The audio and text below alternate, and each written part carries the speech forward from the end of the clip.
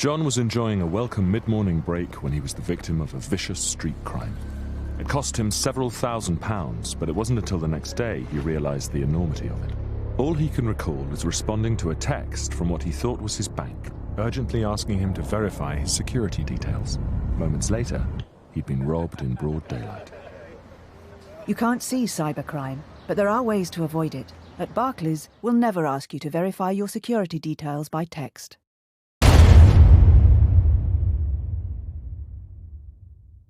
Grand Slam tournament is anybody's guess, really. But let's talk to Peter Hitchens, Mail on Sunday columnist, of course, a man we've been speaking to now for as long as the pandemic's been on, practically, it seems to me. Peter, very good morning to you. Good morning. I have to say, once again, I did agree with what you said at the weekend. I mean, as much as we're all having a great laugh outing various people at parties and breaking swings and, you know, carrying suitcases full of wine back from the local Tesco's, it is all not really the sort of thing we should be getting worked up about. Well, no, this is a problem. A lot of British politics in the past 20 or 30 years has actually degenerated into occasional human sacrifices. Instead of people looking at what's going on saying this is wrong, let's do something serious about it, we accept that the destruction of the political career of a certain individual will be all right. Actually, oddly enough, in the new Labour years, they often sacrifice the same human more than once. I seem to remember David Blunkett being driven from office once, but I think Peter Mandelson was driven from office twice. These great frenzies, which you probably remember as vaguely as I do, had no effect whatsoever on the fact that the country was being governed by a bunch of Trotskyist radicals who destroyed the Constitution, broke up the Union, mired us in fantastic, colossal debt, and introduced mass immigration on a scale never previously seen in our history. But all people got worked up about was Peter Mandelson doing something about a mortgage and David Blunkett doing something about a passport. This is what we do. We don't actually pay any attention to politics, to what the government is doing, and we're appeased by the occasional sacrifice of a cabinet minister, or if it's really good, of a prime minister. What difference does this make? The point that I make of this is I think anybody who has listened to me here or read anything I've ever said knows that I'm not a defender of the current Prime Minister. Anything but. But if people think that getting rid of him over the holding of some cheese and wine parties in Downing Street is going to make anything better, they're much mistaken. What they'll probably get as a result of that is a government led by Sir Keir Starmer, which will be just as happy to close down the country and prevent people from seeing their dying relatives as this lot ever were, and it strikes me, if they were subjected to the same examination and they had the same number of moles in their ranks as the government seems to have, it would very rapidly become apparent that they too are quite capable of holding parties during lockdowns. What is this about? Are we actually seriously concerned about making the country better, or do we just want to make ourselves feel better? And over and over, it's the latter that people choose. Well, that's why the country carries on getting worse. Sorry about that, guys. And do you think it's the fault of the media then, Peter, that this is the obsession that we currently have and that we are sort of led by the nose, as it were? The media is to some extent a form of show business, and it responds very much to public desire and mood. This is the sort of politics I think the public want and like. Ultimately, I take all this back over and over again. So the destruction of serious education in this country back in the middle 60s. And since then, we simply lack in any of our trades or professions, in any level of politics, the media, the civil service, the church, judiciary, the police, anywhere. We simply lack a layer of properly educated people prepared to study the case on its merits that we used to have. And so we slosh about like water in a bathtub from one mood and one vague but absolutely firmly held prejudice to another, without ever halting to think, are we doing this right? It just seems to me that it does no good, and that there remains in this country a fair number of people who are still capable of thinking, but they're completely excluded from most decision-making processes. If any reform could be dreamt up which would put them closer to decision-making processes, I would support it. But in the meantime, I just wish people would not be carried away by these frenzies. Everything is a frenzy, isn't it? Oh, yeah.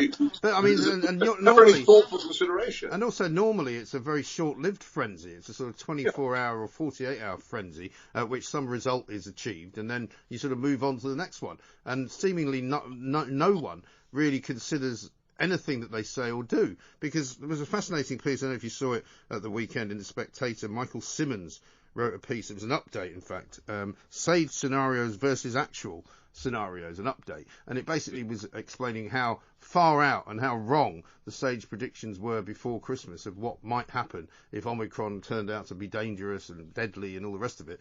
And the reason I think that this party story has taken hold is because it does ask a series of further questions, i.e. if they were not adhering to the rules, then clearly they didn't think the rules were very important, which then would follow that they didn't think the rules were actually necessary. So why the hell were they making everybody else do it? Well, that has always been a point. Did the people who impose these rules on us ever really believe in them themselves? And it's plainly actions speak louder than words. But the other point you have to ask yourself is this, and I'm a great coincidence theorist, as you know, I think everything's coincidence. Yeah. But one of the most astonishing coincidences in modern times is the fact that this particular series of parties began to become public round about the time the Prime Minister recovered from his frenzy and began to question what the experts were telling him. And declined to close down the country for Christmas. And at that point, suddenly we had great quantities of revelations about all these terrible parties that were taking place. So this is a fantastic coincidence, isn't it? Well, it is rather, but of course, unfortunately, although he didn't shut down Christmas, I was speaking to a couple of restaurant owners who said they basically had their Christmases ruined thanks to Chris Whitty telling people, well, we're not going to necessarily lock you down, but you basically shouldn't go out. Yes, but it's really a case of being in between the crisis and the catastrophe, isn't it? If you're in between the crisis and the catastrophe, you're grateful to be only in a crisis. Yes. Because the catastrophe would be worse. But again, boys, if people had known about these, and presumably those people who knew about these parties and were prepared to talk about them have known about them since they took place. Yeah. Why is it that they've suddenly decided to tell the world about them now? Right. Well, that's a very good question. And if they said it during the actual initial lockdown, these people are holding parties in Downing Street during lockdown.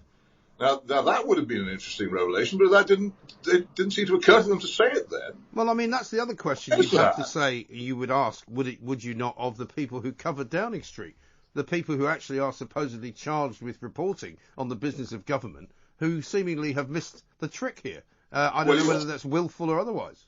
I don't know. I think that an awful lot of people stand outside. They get permission to go into the street and stand outside the front door of Downing Street. I don't know how much they get inside, do you? Well, I think there's quite a few people who do get inside from time to time, and there must have been more people than are now being said to know about it that knew about it. That's the thing that I find puzzling. Maybe, I don't know. It just remains the case to me. If people are outraged enough about these events to leak them, why don't they leak them when they were actually going on? Well, that's a very good point. Because, I mean, a couple of other big stories that I would have liked to see more coverage on, for example, the PPE cases, which came out sort of in the midst of the week where Boris was getting sort of tarred and feathered, effectively, when he confessed to actually being at the party that only a day before he couldn't remember whether he was at. And Mike, you mustn't call him Boris. Why? Well, it's a stage name. It's not even the name that he uses among his friends and family. It's designed to make him look cuddly. It's not. He's either the Prime Minister or Johnson. But I think now we in the media call him Boris. Well, he's now. But we get involved in this PR campaign to make him cuddly and that nice, amusing, comic fellow, and it's been very successful. I really do think we should not. Yeah, but has he not now tarnished even that? Well, maybe, but I still think we shouldn't fall for it. Well, I'm generally agreeable, Peter, but whenever anybody tells me not to do something, my immediate reaction is to continue to do it. So anyway, I shall refer. It just sets my teeth on edge every time. Okay, well, I'll do my best not to mention his name at all. How about that? He wants you to do that. Yes. Maybe the fact that he wants you to do it might put you off doing it. It might do, yes. Well, I'm sure think on that then. Somehow surreptitiously, you may have convinced me. What about the PPE scandal, right? 2 companies found to have been unlawfully awarded contracts. That story's hardly been really done anything with. And then similarly, what we found out about the Chinese agent last week, even more bizarrely, has kind of gone away. I mean, this morning the Daily Mail are going on about a party that supposedly Keir Starmer was at. What's going on about China, for heaven's sake? Well, news is all about choice, isn't it? And deciding what you think is important and what matters. And some people have decided some things matter more than others. What's fascinating about the China story is what turns out to be completely legal. And as is so often the case, nobody's done anything wrong. And yet we have here, obviously, a person of considerable influence channeling an awful lot of good stuff in the direction of people she likes. And that's fine. And it comes out. One has to ask why it's come out now again, but it is fascinating how much you can lobby in this country, and nobody really disapproves of it. No. Maybe we should get Sue Gray onto it. And here's another thing which I've been fascinated. She's a bit busy at the moment. About Sue Gray, the great Inquisitor. Have you ever looked her up? It's absolutely extraordinary. You can find out nothing whatever about her. Nothing. Well, I found something the other day that she's apparently married to, or I think was married to, some kind of the country western singer, folk singer, a country western singer from Northern Ireland. Yeah, but here's the totally fascinating thing. We don't even know what her date of birth is. Really? It's not known. We don't know where she went to school. Right. And this is, I think, a joint permanent secretary in the Cabinet Office. And we have so little knowledge about it. We don't even know what her actual age is. Right. And I'm amazed that anybody can actually be so prominent in British government and officialdom without us knowing anything about them. In the old Soviet days, you never knew where the Soviet leaders really lived or what they were paid or anything about them at all. But that was the Soviet Union. But this is supposedly a country with relatively open information, and here's a very prominent person about whom we know absolutely nothing. The BBC profile programme, Radio 4, is often quite good on digging out stuff about people. You can look up their programme on her, and the fascinating thing about it is they couldn't find anything out about her. And do you think this is in itself a story? Yes, I think you're right. And is this, do you think, part of the sort of new Google self-editing ability, where you can basically go onto the internet and say, I don't wish this information to be available to the public, so I wish it to be stricken from the internet, which now apparently you can do. Like, you know how people can take out things they don't like, for example, if you had once been convicted of shoplifting, you can take it out of your of anything anyone can find about you. I don't think anybody has ever known anything much about her, actually. But because I looked into it just before the weekend, and I was just breathless when I looked at the details and found how little was known about her. I thought normally you can find out quite a lot about public figures from reference books and so forth, but there's nothing there at all. Interesting. We shall have to. Why so mysterious? Well, we'll have to jointly try and crack this one open. But the other thing the only thing you hear about her, and I hear it on many news programs over the course of the last few days and probably the last couple of weeks, is that she's absolutely without stain. She's very, very rigorous in the way that she looks into things, and you're kind of going, well, we're supposed to just buy all this, are we? But you're not hardly going to say that she's not rigorous, are you? Hardly going to say that she's not impartial. But I mean, as well as I do, once this so-called investigation is finally published, the Prime Minister will be exonerated, won't he? Well, she doesn't have the power to unexonerate him because she's a civil servant. He's subject in the end only to political discipline, so it's unlikely that she would. Though the other interesting thing about her, which hasn't come out through her own agency, but through Alistair Campbell's diaries, is that she apparently once was so worried about the state of the Labour Party that she urged Alistair Campbell to stand for Parliament. Which is a very interesting act. That would have been very good. We have the only source of this knowledge is Alistair Campbell himself. So she hasn't said it. But again, I just think that a lot of these people in Whitehall are very, very interesting. I remember long ago, you probably remember this, when Anthony Howard, the great editor of the New Statesman, very fine journalist, was appointed, I think, by the Times as their Whitehall correspondent. And immediately a memorandum went around Whitehall, all the mandarins of Whitehall said, don't talk to this man. and the job was killed. Right. They didn't want anybody to know, and it's a part of our government which needs a lot more attention. Yes. Well, I was quite shocked. I couldn't help raising it when you. No, I was quite shocked also to see that Downing Street, as a department, employs 8,000 people. Is it that many now? Yeah. It is much bigger than it looks. It really is. I mean, it must be like the TARDIS, like something out of Doctor Who. You must go in there. I bet they're all at home now. Well, of course they are. I mean, heaven forbid they're not allowed to go into work anymore because they can't seem to go in there without having a party. So they've been told not to do that. Even when you put the cabinet office and everything else in, we struggle to get 8,000 people in there. I mean, it's bigger than it looks, but I'm surprised it's that big. Yes, well, they've obviously got a lot of other outbuildings, I suppose, that they use for various purposes. But stay with us, Peter. I want to talk to you about your amazingly interesting view about motorways, which you wrote about also at the weekend. Peter Hitchens is here, Mail on Sunday columnist. Why are you getting so worked up about the parties? That's a good question, isn't it? Welcome back to the Independent Republic of Mike Graham right here on TalkRADIO. We'll be taking loads of your calls coming up. 0344 499 1000. Lots more texts and tweets to get in touch with as well. We're talking to Peter Hitchens. We were talking about the extraordinary situation where people are more upset about parties than they are about actually being told they can't have one. But it's all kind of connected in my world. But let's talk to Peter about something else he wrote about on the weekend, which was motorways. Because I was fascinated, Peter, to see you writing that you never really liked motorways and you didn't think that they were really up to much. And I have to say, most of the motorways that you go on now are so ridiculously overcrowded. This kind of conversation about smart motorways is a bit redundant anyway, isn't it?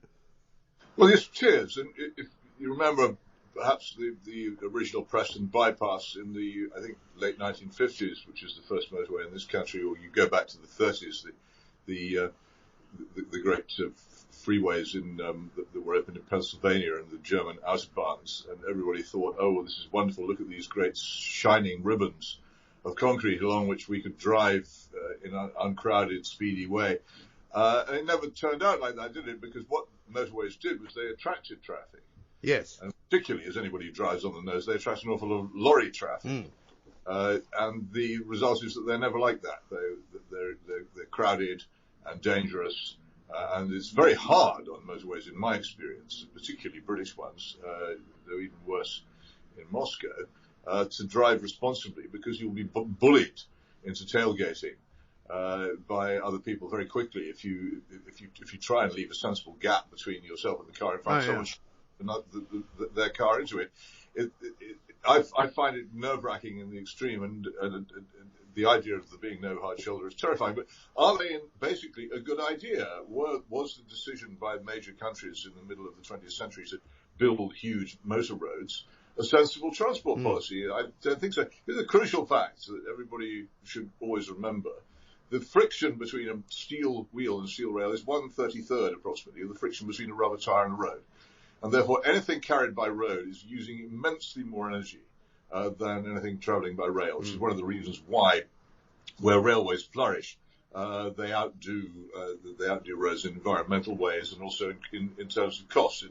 So why did we switch so strongly from railway to road? The biggest place where this happened was the United States. What I love about this is the way conservatives imagine that roads are conservative or right-wing and free market. What Eisenhower did in the United States when he built the interstate highway system was he pretended it was a defense need and basically created a huge nationalized taxpayer-financed road system which probably put the privately owned railways out of business. So that's not conservative at all. And in the United States, you can see they've got vast amounts of space. You could probably have railways and roads, and it wouldn't make any difference. But in our country, the landscape is much tighter and more built up and more intimate. And the routes that you can take to get from one place to another are much more limited. So if you start having motorways, you tend to have to push the railways out of the way. And this was done in many cases. Again, when I was a child, if you wanted to travel the southwest of England, there were two major railway lines which went down to Exeter and Plymouth and beyond. One of them was closed. Madly, because it's needed all the time now, especially when the one which remains is washed away by the sea, which happens every few years. Down at Dawlish, and there are all kinds of other places where the connections between cities and towns were very good by rail. You could get practically anywhere in the country to anywhere by rail, particularly those sort of medium-sized to small market towns where so many people live. And all these had their railways ripped away in the motorway building frenzy and the road building frenzy of the 1950s and 1960s. And it's a huge loss, it seems to me. I live in Oxford, and there are several towns near Oxford, substantial towns, Tame, Abingdon, Wantage, Witney, all of which were on the railways until about 1963, and now you can't get to them without a motor vehicle. Right. Is given what we now know about the huge environmental damage, the noise, the filth, the pollution in general from motorways, and it's incessant. Was this a good idea? But why do we never rethink it? And the other thing is, I get so tired of the Profumo scandal coming up on television again and again and again. It's always Christine Keeler saying, well, okay, it was a scandal, but I don't quite know who was harmed by it. But nobody has heard of the fact that the transport minister of the Tory government of the 1960s, a man called Ernest Marbles, actually skipped the country one night, taking half the contents of his flat in Belgravia on the night express to Paris. Ironically. To dodge a tax bill. Right. Yeah, I read that in your column, and I'd never heard it before. I'd never heard of it. No, people don't. But the other thing about this man, he was the chairman of a major road building company, and it took an enormous amount of effort to get him to cease to be connected with that company while he was transport minister. And this it seems to me to be a much bigger scandal. The whole business of how it was that a very good railway system was ripped up, and not just ripped up, but it was very, very quickly destroyed. Yeah. After the railways were closed, the bridges were blown, the land was sold on crucial parts of the line, so they could not be rebuilt. It's similar in a way to the current frenzy of destroying coal-fired power stations. Yes. It's not just that they're closed and put in mothballs, which would be a policy that you could say at least left some room for doubt. They're blown up. Yeah. Again and again, you can watch film on the internet and look for YouTube of coal-fired power stations being blown up. They blow them up, and it was the same with the railways. After they were shut, measures were taken to make it very difficult to reopen them, and so they've gone. And we became a country wholly dependent on roads, both for passenger and freight transport. And I don't think it's been a good decision. I think we're paying for it. And when you build a new road, or it's oh great, we've got a bypass. And how long is it before that bypass itself becomes clogged? And you have to build a bypass to the bypass, or you have to widen the bypass, or you have to make it into a smart bypass to try and stop the jams. What roads do, and this is proven by research, is they draw in more traffic. And if you build new roads, you never solve the traffic problem. You move it further down the road and yes. No, listen, you're absolutely right. Well, listen, we must talk about it again because there's a lot to be sort of explored, I think, in that particular argument about road versus rail, etc. My suspicion is that the roads explosion was due to the fact that the government worked out that if they could charge everybody to drive a car and make them buy a license and make them buy a road tax sticker, they could make 40 billion a year, which I'm assured is what they make, and they don't put any of it back into the roads, of course. Peter Hitchens, Man on Sunday columnist, with a great many thoughts on a great many things, not least on Partygate, but also on motorways. And we may have to have a proper conversation about that coming up soon. Let's get some news headlines.